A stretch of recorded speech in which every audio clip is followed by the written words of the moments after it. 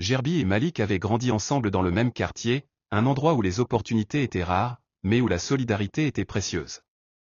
Depuis l'enfance, ils avaient tout partagé, les victoires comme les galères. À l'école, ils s'asseyaient toujours côte à côte, se protégeaient des brutes du quartier et rêvaient ensemble d'un avenir meilleur. Malik était un garçon ambitieux, toujours à parler de projets, de business et d'indépendance financière. Il passait des heures à lire des livres sur l'entrepreneuriat et à regarder des vidéos inspirantes sur la réussite. Gerbi, lui, était plus réaliste. Il voulait simplement un bon travail, de quoi vivre confortablement sans trop de stress. Malgré leurs différences, ils étaient inséparables. Quand l'un manquait d'argent, l'autre partageait. Quand l'un avait un problème, l'autre trouvait une solution. Ils s'étaient promis que, quoi qu'il arrive, ils ne se laisseraient jamais tomber. Un jour, une opportunité en or se présenta à Gerbi. Il rencontra un investisseur lors d'un événement auquel il s'était rendu par hasard. Impressionné par son sérieux et sa détermination, l'homme lui proposa un poste bien payé dans son entreprise. En quelques mois, Jordan grimpa les échelons, apprit les rouages du business et, avec un peu de chance et beaucoup de travail, lança sa propre société. L'argent afflua rapidement. Gerbi acheta une belle voiture, s'installa dans un quartier chic et s'entoura de nouvelles fréquentations. Il commença à fréquenter des soirées où il côtoyait des gens influents, parlant investissement, voyage et luxe. Malik, de son côté, continuait de travailler dur pour économiser et lancer son propre business. Il était heureux pour son ami et tentait de garder contact, mais Gerbi était de plus en plus distant. « Frère, quand est-ce qu'on se voit ? » « Ça fait longtemps », lança un jour Malik par téléphone.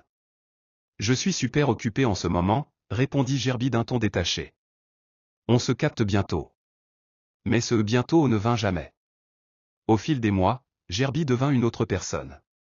Les appels de Malik restaient sans réponse, et lorsqu'il parvenait enfin à le joindre, Gerbi était toujours pressé ou trouvait une excuse. Un jour, Malik, qui avait enfin mis un peu d'argent de côté, proposa à Gerbi de l'aider à lancer son affaire. Il avait une idée solide, un plan bien ficelé, mais il lui manquait un petit coup de pouce financier. « T'as réussi, frérot, et je suis fier de toi. Je me disais qu'on pourrait peut-être bosser ensemble, ou que tu pourrais m'aider à démarrer. » Gerbi haussa un sourcil et prit une gorgée de son verre de whisky hors de prix avant de répondre. « Écoute, Malik. Ce n'est pas comme ça que ça marche. J'ai bossé dur pour ce que j'ai, et je ne peux pas me permettre de jeter de l'argent dans un projet risqué. Mais tu sais que je suis sérieux. » Protesta Malik. « C'est un vrai projet, j'ai fait mes recherches. Désolé, mais je ne fais pas dans l'émotionnel.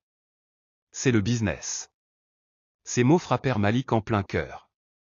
Il comprit à ce moment-là que Gerbi n'était plus le même. « Ok, je vois, » répondit-il simplement avant de raccrocher. Ce jour-là, Malik décida de ne plus courir après son ancien ami. Il se promit qu'il réussirait par lui-même. Pendant les 2 années qui suivirent, Gerbi continua sa vie de luxe. Il enchaînait les voyages, les voitures et les investissements. Mais ce qu'il ne vit pas venir, c'est la chute brutale qui l'attendait.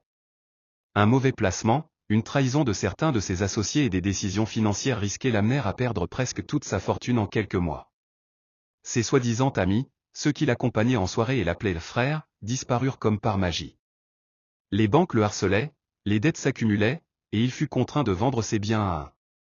Gerbi, autrefois respecté et envié, se retrouva seul et sans rien.